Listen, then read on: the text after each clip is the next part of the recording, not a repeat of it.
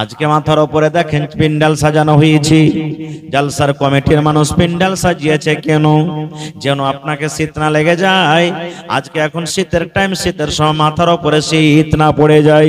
আমাকে আপনাকে যখন গরমের টাইমে গরম লেগে যায়, গাছের তলাতে চলে যায়, ফ্যান চালিয়ে দিই। ওরে সুবহানাল্লাহ, আল্লাহর নবী বলেছেন উম্মত যেদের কিয়ামত হবে, হাসরের ময়দান হবে রে, ওই কিয়ামতের দিন কোনো মসজিদ থাকবে না, কোনো মন্দির থাকবে না, কোনো পুকুর থাকবে না, কোনো পানি থাকবে না, কোনো গাছ থাকবে না। সমস্ত জিনিস শেষ হয়ে যাবে, দারহাম বারহাম হয়ে যাবে, সমস্ত জিনিস নষ্ট হয়ে যাবে। আল্লাহর নবী বলেছেন এই মাথার উপরে যে আকাশ রয়েছে রে, এই আকাশ গলে ভেঙে ভেঙে ভেঙে পড়ে যাবে। এবার বলবেন মাওলানা জি তাহলে থাকবে কি? কি থাকবে? একমাত্র আল্লাহ রাব্বুল আলামিনের আরশ, একমাত্র আল্লাহ রাব্বুল আলামিনের আরশ থাকবে। ওই কিয়ামতের দিন যারা 7 প্রকারের নেকি করবে, আল্লাহ তাবারক ওয়া তাআলা তাদেরকে কিয়ামতের দিন আরশের তলাতে জায়গা দিবেন। 7 প্রকারের মানুষ কি হবে? আমি ওদিকেও যাব না। এই মুসলমান, তাহলে কিয়ামতের দিন 3 প্রকারের মানুষ হবে রে ভাই। এক প্রকারের মানুষ যারা জীবনে শুধু নেকি করেছে, নেকি করেছে, তাদের দ্বারাতে গুনাহ হয়নি, ওই লোকগুলা আল্লাহর জান্নাতে চলে যাবে। যারা নেকি করবে ওরা জান্নাতে যাবে না জাহান্নামে? কথা বলেন, জোরে বলেন না জি ভাই। হাজি চিকনির মানুষ আজ ভাত খায়নি নাকি? কুশিয়ারের এলাকার মানুষ গম গম গম গম করে কথা বলা চাই। হ্যাঁ, যারা নেকি করবে ওর ঠিকানা জান্নাতে না জাহান্নামে? মাশাআল্লাহ, এরকম ভাবে কথা বলেন ভাই। হ্যাঁ, বাঙালির মানুষ যদি এতক্ষণ আমি এই প্রশ্নটা করতাম, গম গম গম গম করে তারা উত্তর দিত সুবহানাল্লাহ, জান্নাতে যাবে। আর যারকে নেকির পাল্লা ভারী হয়ে যাবে ওরা জাহান্নামের ভিতরে যাবে সুবহানাল্লাহ।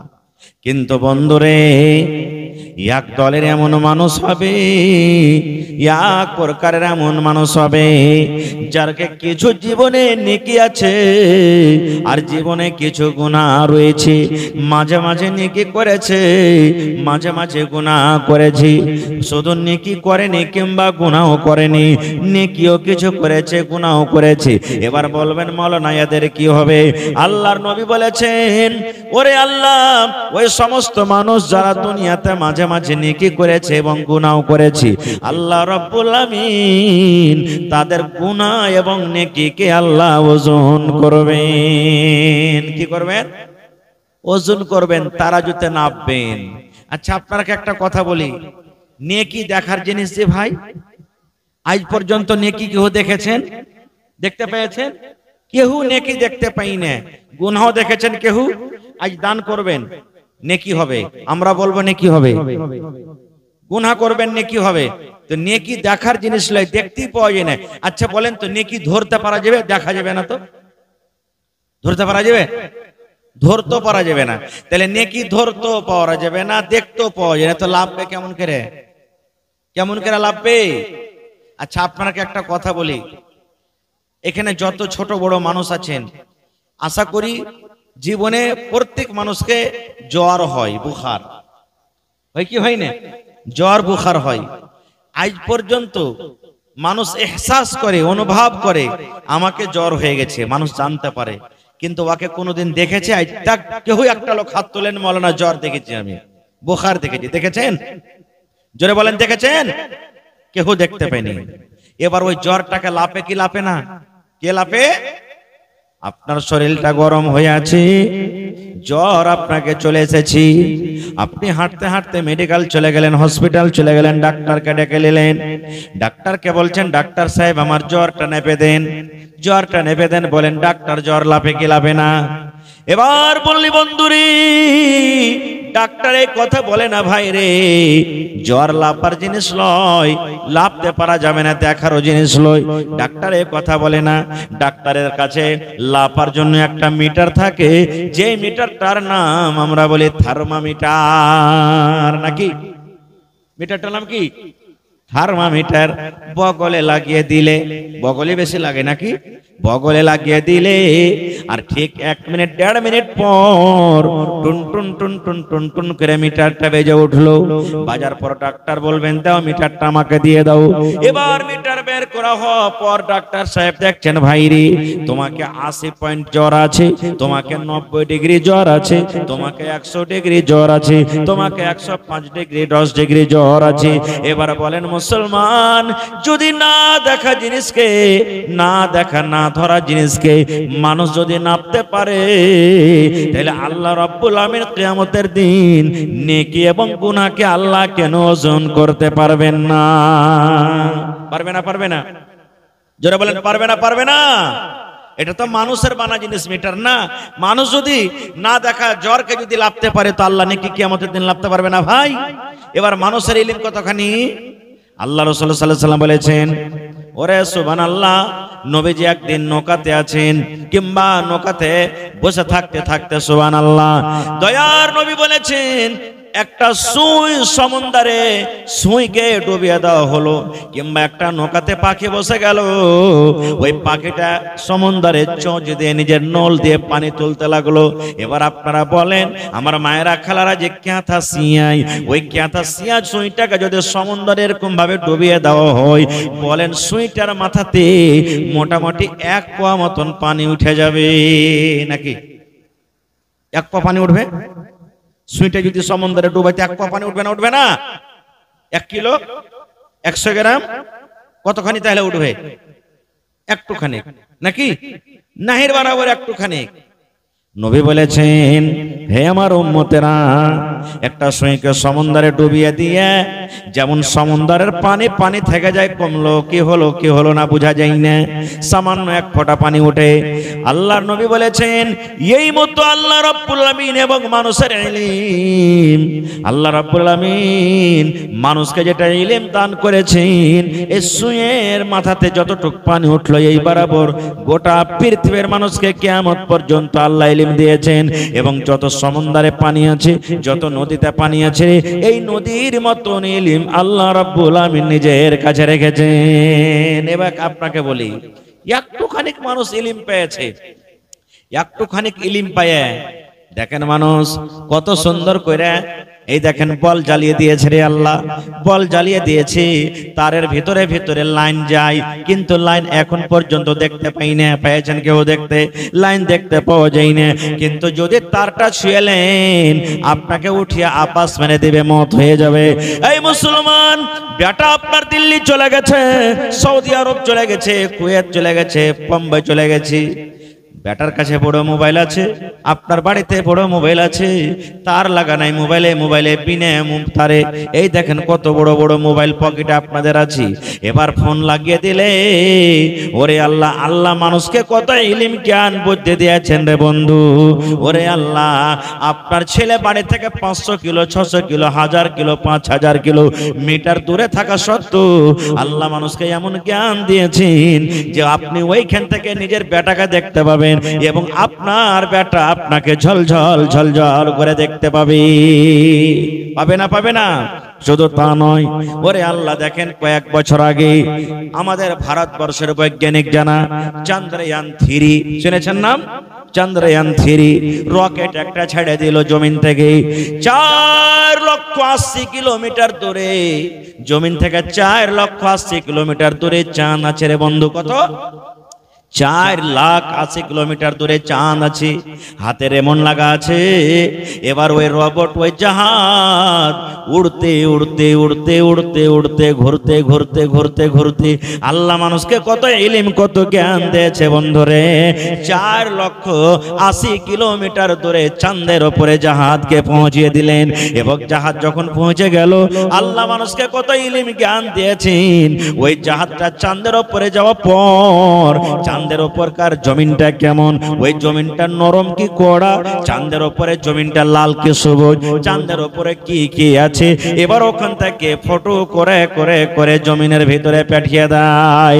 এই মুসলমান, শুধু তা নয় রে, শুধু তা নয়, আল্লাহ রাব্বুল আলামিন মানুষকে জ্ঞান বুদ্ধি কত দিয়েছেন রে বন্ধু। দেখেন ওরে সুবহানাল্লাহ, আজকে আমার এই দেখেন আপনি সামনে বসে আছি, মোবাইলে ফটো হয়ে যায়। এবার আপনি এখানে বসে আছেন, আপনার ছেলে বসে আছে কোথায়, কলকাতাতে, আপনার ছেলে সৌদিয়াতে বসে আছে।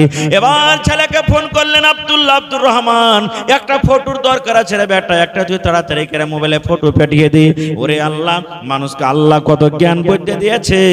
যেমন এই মোবাইলে ফটো ওখানে করলো, আর ফটো করার সাথে সাথে এই মোবাইলে যেমনই পাঠিয়ে দিল, ঠিক আপনার ছেলে যেমন করে ফটো তুলেছে, আপনার ছেলে যে ধরনের কাপড় পিন্ধা আছে, সাথে সাথে 1 সেকেন্ডের মধ্যে হাজির হয়ে গেল।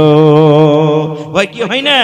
ওরে সুবহানাল্লাহ। তো ভাই আমার, মেলায় কথা আছে, আমার বলার উদ্দেশ্য হলো যে বুঝার জন্য আল্লাহ মেলায় কিছু ইলম দুনিয়াতে দিয়ে দিয়েছেন। তাহলে কিয়ামতের দিন নেকি এবং গুনাহ ওজন হবে। যার নেকির পাল্লা ভারী জান্নাতে চলে যাবে, যার গুনার পাল্লা ভারী জাহান্নামে চলে যাবে। এবার কিছু এমন লোক আছে যে ওর নেকি আর গুনাহ বরাবর হয়ে গেল। যতটি নেকি করেছে অতটি গুনাহ। 10টা যদি নেকি করেছে তো 10টা গুনাহ, 50টা নেকি করেছে তো 50টা গুনাহ, 100টা নেকি করেছে তো 100টা গুনাহ, মানে নেকি গুনাহ বরাবর। এরকম কিছু লোক হবে, সুবহানাল্লাহ। ওরা কোনঠে যাবে? হাজী মাওলানা, ওরা কোনঠে যাবে? আল্লাহ রাসূল বলেছেন ওদের জায়গা আরাফে হবে রে। আরাফ মানে আইল। জান্নাত এবং জাহান্নামের মধ্যখানে যে জায়গা আছে, যে বাউন্ডারি আছে, যে আইল আছে, ওই আইলে আল্লাহ রাব্বুল আলামিন তাদেরকে জায়গা দেবেন। এমনও মানুষ দুনিয়াতে আছে যার একটা নেকি কমে গেছে। ভাই কয়টা নেকি? একটা নেকি, একটা গুনাহ কমে গেছে, একটা নেকি কমে গেছে, গুনাহ একটা বেশি হয়ে গেছে।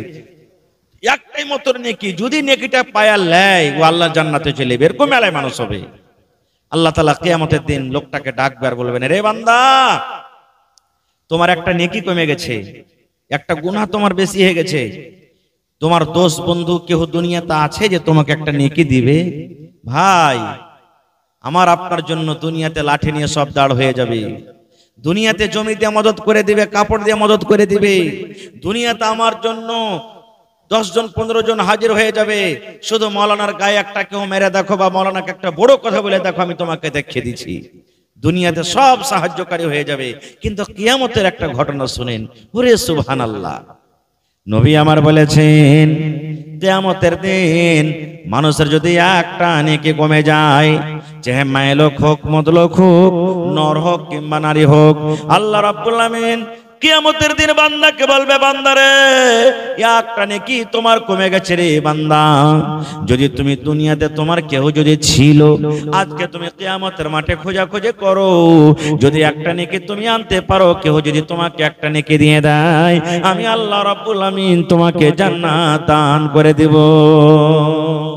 দেখো তো একটা নেকি কেউর কাছে পাও কি পাও না?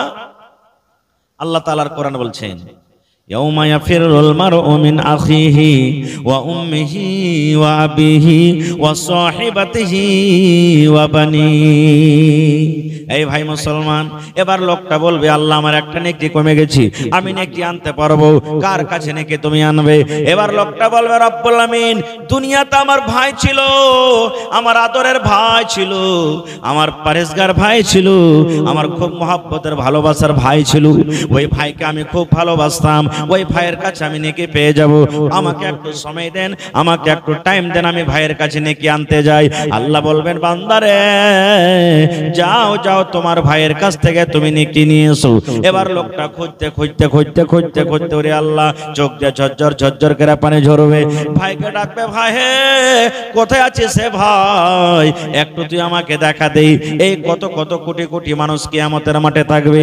এবার খুঁজতে খুঁজতে খুঁজতে খুঁজতে খুঁজতে কিন্তু ভাইকে পেয়ে যাবে। এবার চিনতে পারবে, এটা হলো আমার ভাই, এটা হলো আব্দুর রহমান আমার ভাই। এই সাত্তারিটা আমার ভাই, এই জামশেদ আলী আমার ভাই, এই জামিরুল ইসলাম আমার ভাই, এই করে করে ভাইকে চিনতে পারবে।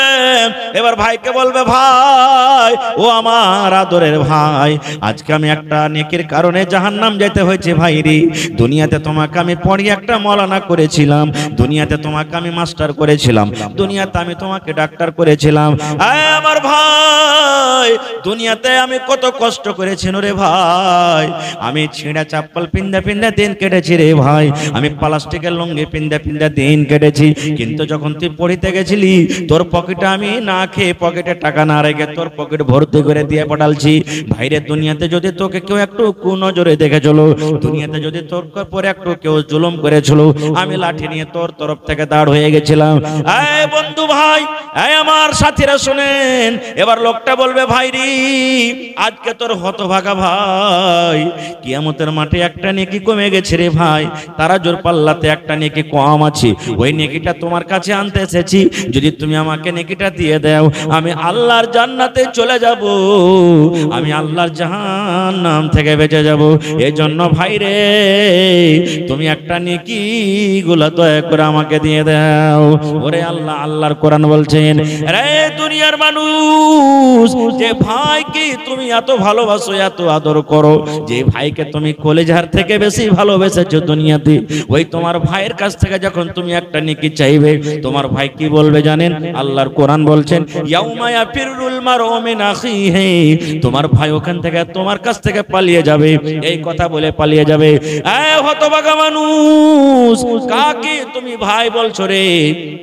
দুনিয়াতে আমার ভাইটা কেউ ছিল না, দুনিয়াতে কোনো মানুষের আমি ভাই ছিলাম না, আমি একাই ছিলাম।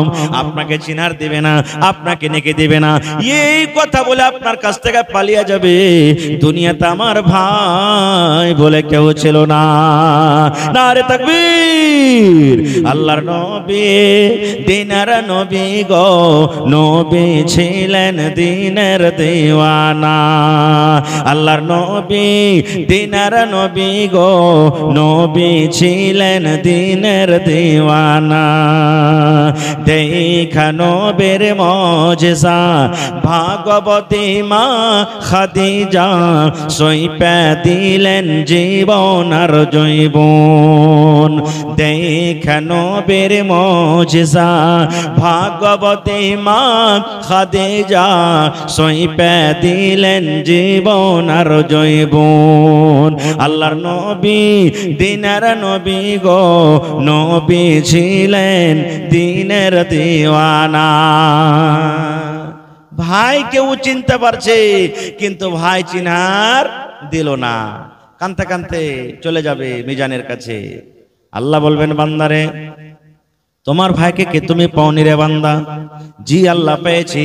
তাহলে তোমার ভাইকে তোমাকে নেকি দিয়েছি, আল্লাহ জি নেকি দেয়নি।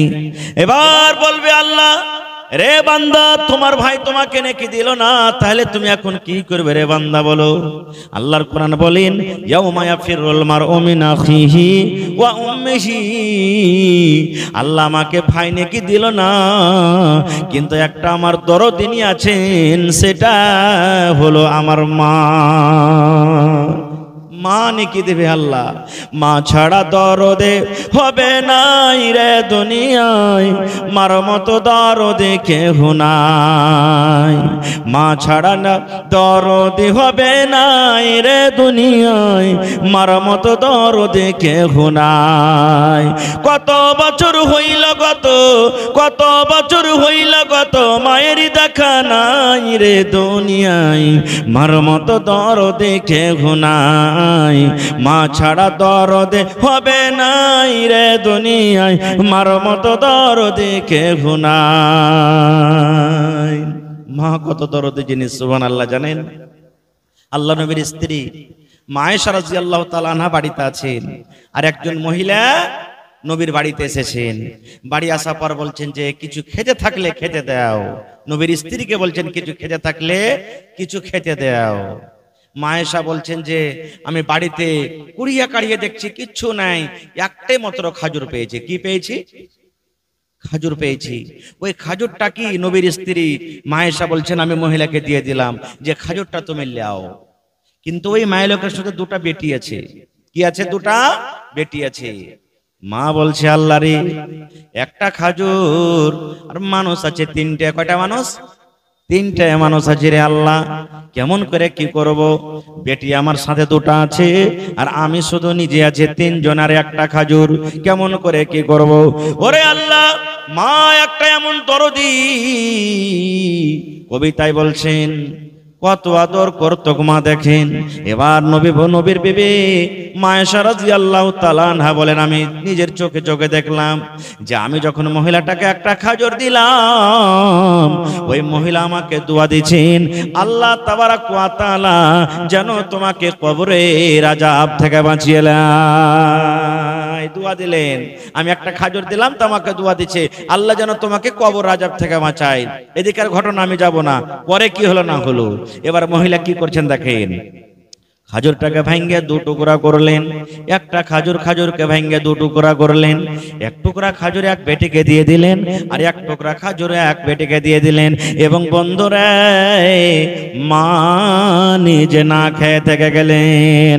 আজকে দেখেন আমার কুশিয়ার এই মাদ্রাসার জন্য কত মা জালসা শুনতে এসেছেন। ওরে আল্লাহ, বেটা যদি তিনটে চারটে আছে, বেটা বেটি আছে, যদি এখন বিস্কুট কোনো জায়গাতে পেয়েছি, এখানটা পাঁপড় যদি কোনো জায়গাতে পেয়েছি, একটু করে ভাঙ্গে মা সবটি ছেলেকে খাইয়ে দিবি, কিন্তু মা নিজে খাবে না।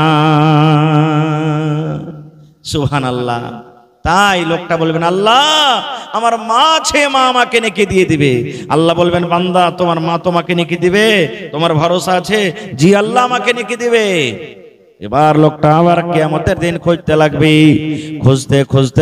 খুঁজতে বন্ধরে এবার মাকে কিন্তু লোকটা পেয়ে যাবে। মাকে যেমন পেয়ে যাবে, মাকে বলবে, মাগে আমি তোর হতভাগা সন্তানকে মাগে আয় তোর সাথে কিয়ামতের দিন দেখা পেয়েছি গে মা। মাকে বলবে, মাগে আমি যখন তোর পেটে ছিল গে মা, আমার জন্য কত কষ্ট করেছিলে গে মা। মাকে যখন দিন চলে যায়, মা যখন আমি তোর পেটে ছিল, তোর চলাতে কত কষ্ট হয়েছিল, তোর বসাতে কত কষ্ট হয়েছিল, মাকে তোর পেশাব পায়খানাতে কষ্ট হয়েছিল। মাগে সারাদিন কাম কাজ করার পর সন্ধ্যাবেলাতে মা ভাত নিয়ে ছাতু নিয়ে তুই রুটি নিয়ে খেতে বসেছিলি, এমনি সময়তে মা পেটের ভিতরে একটা এমন হুড়া দিয়ে দিলাম, এমন একটা গোতা দিয়ে দিলাম মা, বিষে তোর চোখ দিয়ে ঝরঝর করে পানি ঝরতে লাগলো। মা তুই বিছানায় হিলানা দিয়ে দিলে, মা তুই দেওয়ালে হিলানা দিয়ে দিলি, মাকে তুই বালিশে হিলানা দিয়ে কানতে রাত কাটিয়ে দিলি।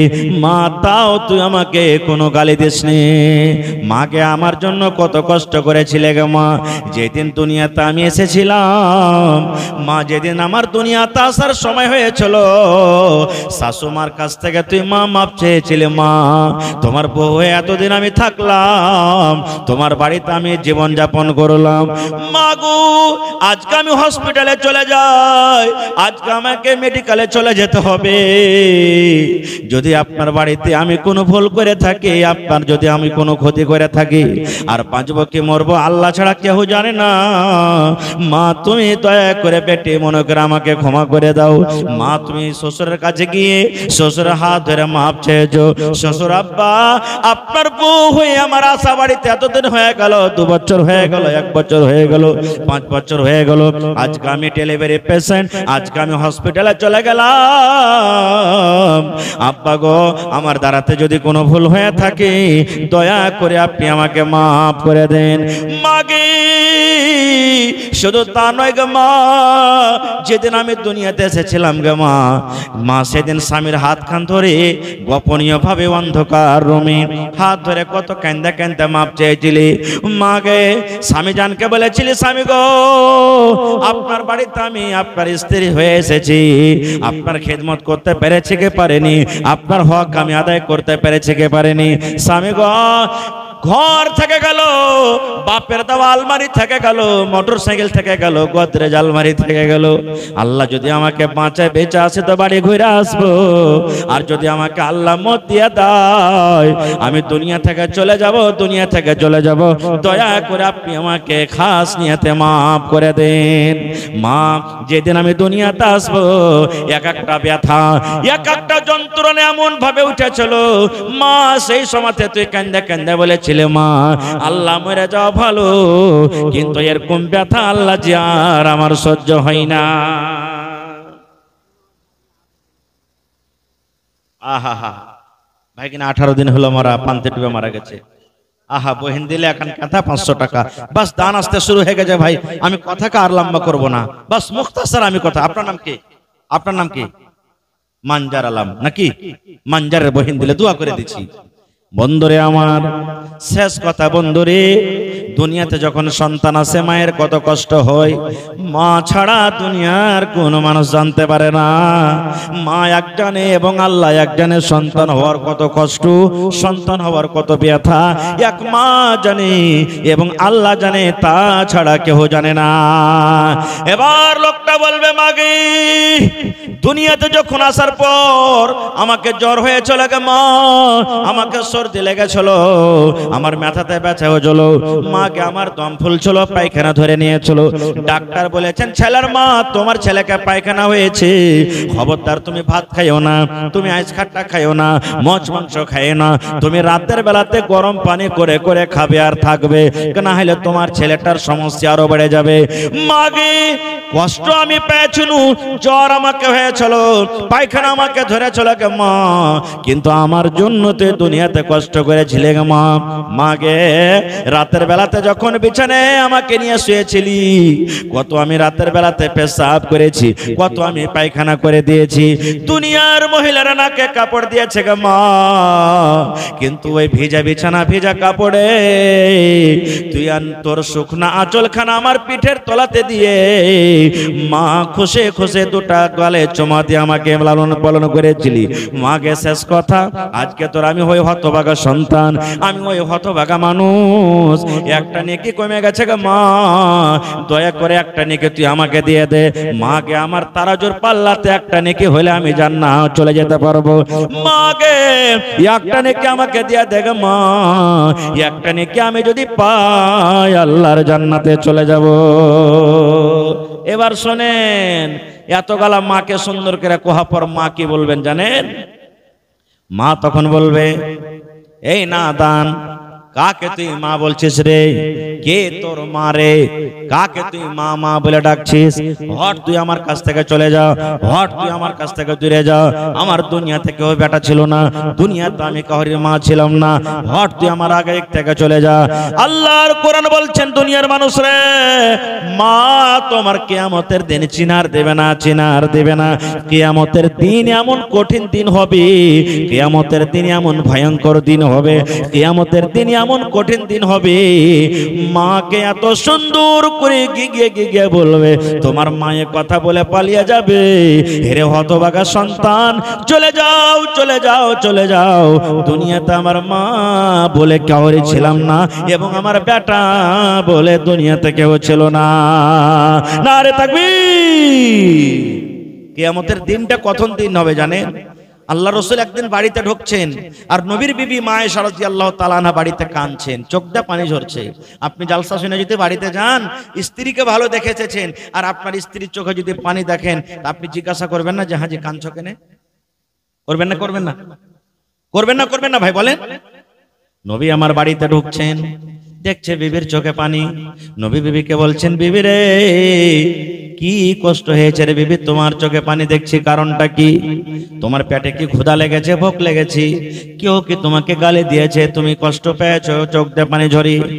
এই আমার ভাইয়েরা মায়েরা খালারা শুনেন, নবীর বিবি বলছেন, নবী গো কেউ আমাকে গালি দেয়নি, কেউ আমাকে খারাপ ভাষাতে কথা বলেনি, কিংবা আমি ভোকের কারণে আমি কান্দি না। নবী গো, নবী বলছেন তাইলে কেন কান্দু?